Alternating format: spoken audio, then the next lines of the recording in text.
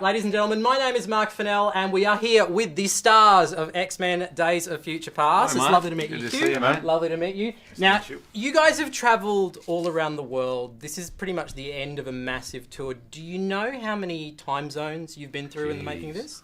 Well, actually, we're lucky time zone-wise. Yeah, it's the second one. Because we did Asia, so we were travelling that north-south route. Yeah. Came from New York. After this, yeah, we head back. I don't know. Who cares? I don't know. Come on, you're supposed to make it We sound like have gone heaps the of hard farthest, work. though, right? What's that? We've gone the farthest of any of the other cast. Yeah, we in every way. So many in terms of miles. character development, Yeah, talent. right. Definitely the in most hardest ways. working. Yeah, you know, This is drinking. true. Now, not only do we have questions from fans, we also have questions from your co-stars as well, and all of them pretty much have signed, have given us questions, and we are going to start with the one, the only, Patrick Stewart. Ah. Hi. Yes, I have a question for Hugh and Peter. Why the hell are you in Australia and I am not? Do you guys have any idea how huge I am in Woolloomooloo? In Woolloomooloo? Now, Hugh, does he actually know what Woolloomooloo is, or does he just like the sound of it? He probably likes the sound of it, and he makes it sound better than anyone has ever made Woolloomooloo sound. But he does know. He's been here a lot, and he loves it. And he is a voracious traveller and most curious person I know. But I love how Ageless. even when he Ageless, came I know. up, I felt like I was in trouble. I know, He's just got I that know. air about him. I'm The- sorry. the Sorry, headmaster. Patrick. Yes, exactly. Now, famously, there is this amazing kind of bromance with Ian and Patrick, Yeah. and you kind of see it play out on Twitter and Facebook.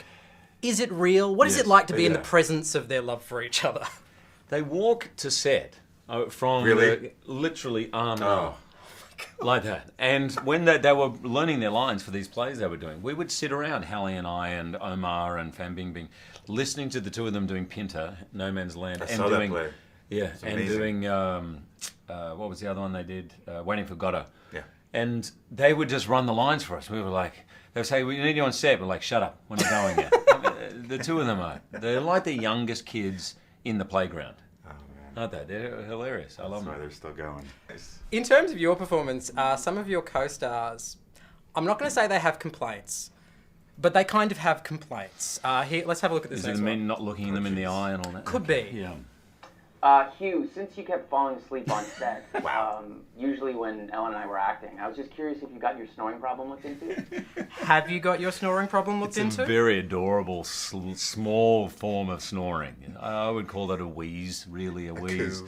But I was lying on that slab a lot, and I do wake up at 3:30 to train. So lying there, and Ellen is so sweet because she had her hands like this next to my head.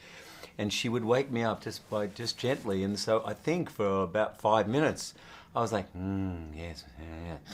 Snoring, like having some weird dream. And then she'd be like, oh. It's good that you think that she was enjoying that process, because it turns out she wasn't. Not so much. Uh-oh. Hugh, you fell asleep a lot on that slab. Am I really that uncompelling as an actor? Ouch. This is like Ouch. This is Friars bad. roast. It's totally, Yeah. you're being roasted right now on the internet and Yeah. television. Actually, your writer, he also has a question for you as well. Yeah. It's gonna be What the hell's with really the ad-libbing? Which superpower is more powerful, mustache or mutton chops? Oh. Well, the big questions right there. That's our writer. Yeah. Yeah. That's all he came up with. That's it? That's he's a brilliant man. A brilliant man. Yeah. You say that, but he's writing Apocalypse, isn't he? So maybe we should. Yes, he is. We like I mean, you. let me finish. That was a brilliant question. Not the best save I've ever heard, but right up there. Yeah. I've got to say, you're Mo. Come on. Yeah. It really Thank looks you, fake. because I was going to say To it as grow well. a moustache that Yeah. looks fake, that's kind of brilliant. I mean, if you think about it, that's not easy to They do. had to groom the salt out of my pepper, if you know what I mean. I'm getting older now. And I got some salt down in here. But Yeah. yeah. And we have also got a question from Nicholas Holt as well. Oh, boy. Oh, look out. Oh, he's he's the drunk. funniest He's guy. drunk. Hugh, I just want to know, when you look to your right now, do you miss me? What is that in relation to? There was a lot of like James talking at the Cerebro doing things, and so for days it felt like we stood behind, like security. We would actually often, and we stood behind, and because we felt really eggy, just looking out at Cerebro, we would occasionally look at each other and go, "Wow, I know, can you believe it? Like, we had no dialogue.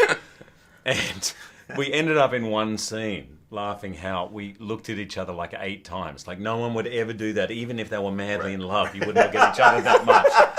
Because we just had nothing else to do. Yeah. People have sent in all of their questions online, and I want to start with probably, I think my favourite question that came in from a guy named Josh Seller. I know that guy. Yeah, that guy. He's the worst. He's back, huh?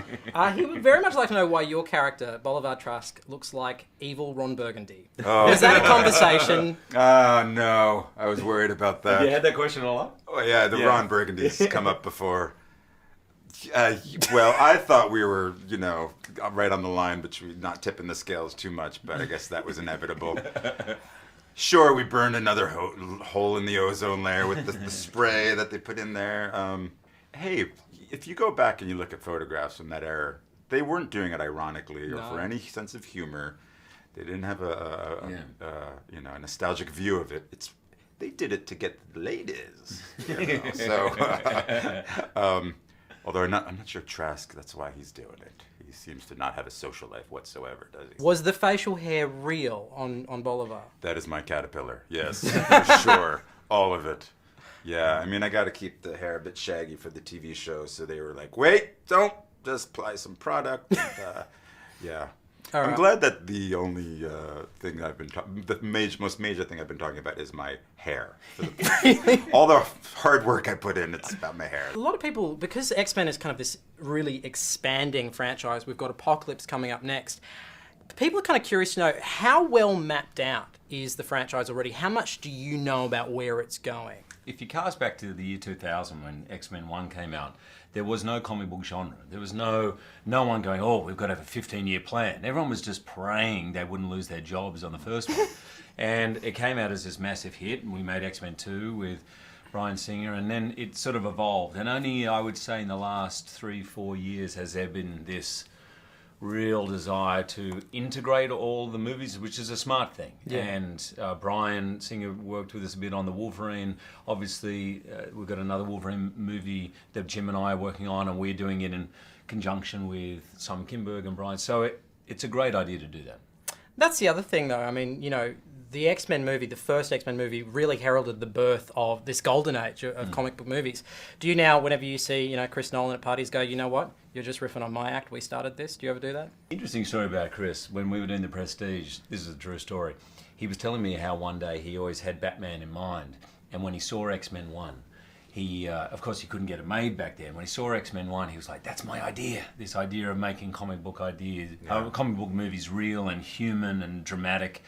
And relatable in a way, not just based on the superhuman elements. And so he really gave it to Bryan, kudos to Bryan. He was like, that's what I wanted to do. And of course, really can claim it then in that sense. Yeah. There's been a lot of talk about, you're obviously signed on to do more of these movies, but if somebody was to take on... Oh, really? Well, no. You've got the Wolverine. You've got another Wolverine movie coming up. We're developing it. But and I don't, this is going to sound, I don't know how it will sound, but basically... The director, James Mangold, and me, he did the Wolverine, and the studio worked together to make sure the scripts are great. I think, as you said, there is a master plan. Now, the world is bigger than just one character, and that's fun and great. The movies are getting better and better. I think this is the best one we've had. Because Peter's in it. Yeah. I mean, I've been in all of them. The only reason. So you certainly can't lay it on me. You're just sucking up so you get a cameo on Game of Thrones. Is that what this is? Wow. Now you mentioned it. Thank you. Because we've been traveling for a week. Omar also has a question for you. Hi, Peter and you. I wanted to know how's the jet lag going after New York, Beijing, and Singapore. Are you okay, guys? Goodbye.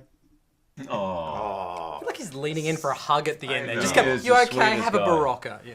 I recently saw the movie Untouchable that he did. Gosh. That was just, I hadn't seen it when we were making this movie, and I saw it about a couple weeks ago. Oh, God. You didn't work with him, did no. you, on set? So when Omar comes on the set, and you and I both been on sets with a lot of movie stars, I have never seen women react in the way.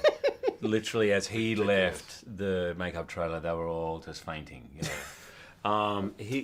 Okay, jet lag I have no idea I'm drinking coffee. We've been catching red eyes the whole way, so we sleep on the plane, which I'm not a great sleeper on the planes. You're not either. Never mind. It's the first time where all of us, it's the first time I've asked, or we've been disappointed rather that the flight's not longer. Yes. Yeah, Like, we want to never, get the never in our lifetime were we like, really? It's only 5 hours? Are you sure it's not 8? All right, moving through, we have the one, the only Quicksilver.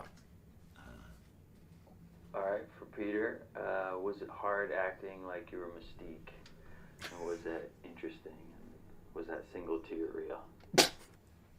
Yeah, you know, I feel like that's part of the fun of these movies. At one point or another, you get to play Mystique playing you, I guess. Yeah, I just did it with a bit more insecurity about being caught. That's all. And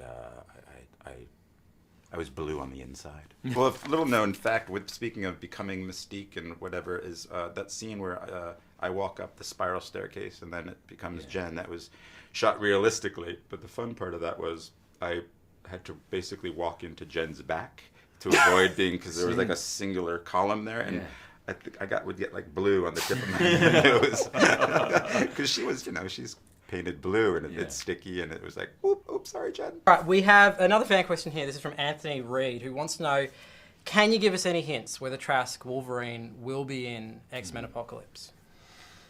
Yeah.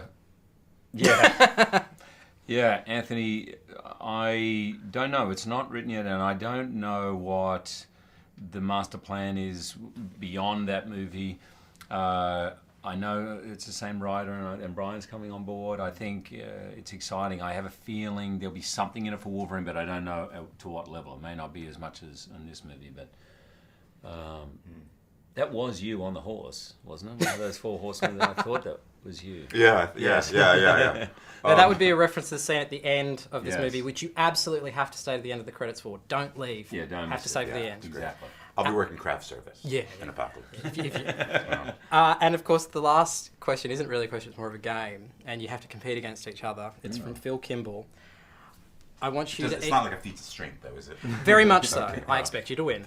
No, it is. Can you both, on the count of 3, name as many X-Men characters as you can? Oh, Okay. Such an advantage. I have a little 14 advantage. years of it. Yeah, but also dumb, so... Well, there's that. All right, now we have a bunch of people in this room, and I'm going to get them all to count in with me. We're going to go 3, 2, 1, go! Wolverine, Trask, Iceman, Magneto, Professor X, Jean Grey. You can still get it back. You can still get it back. You can come in at the end. I'm just going to repeat what he said. Cyclops, Beast, Storm. Storm, thank you. How could I forget Halle Berry? Yeah. Storm, Cable, yeah, of course. Gambit. By the way, Cable hasn't been in the movie yet. Froggy, Toad. I said Magneto. Look, they're prompting He's me, getting and I help said it. from off camera. Toad. He's cheating. Mystique. Peter, he's getting help from off camera. He's cheating. I'm disqualifying Trask. it. The new winner is Trask. You're not an X-Man. Ladies and gentlemen. Rogue. Hugh Jackman, Peter Dinklage, thank you so much. Now I want to make one. Tyrion Lannister. JFK. Hugh Jackman, Peter Dinklage, thank you so much for talking to us. Yeah, man. Good man. Thank you, buddy. Thank you. Thanks, everyone. Thanks for those questions. There is a new enemy out there. You'll need a new weapon for this war. This movie, it's almost beyond belief. In the beginning, they were targeting mutants, and they began targeting everyone. Such an incredible cast. I need to bring us together. All the X-Men. They find themselves in the middle of a war. They are really fighting for their lives. We're gonna need Mystique. She is unique. It sets up a really interesting conflict. There's a lot of relationships sort of interplaying. Let's go. Everything that happens now is in your hands. It's going to take all of us to end this war. I'm a princess. What are you? I'm the Wolverine. X-Men, Days of Future Past. What's the matter? You don't think I look pretty like this?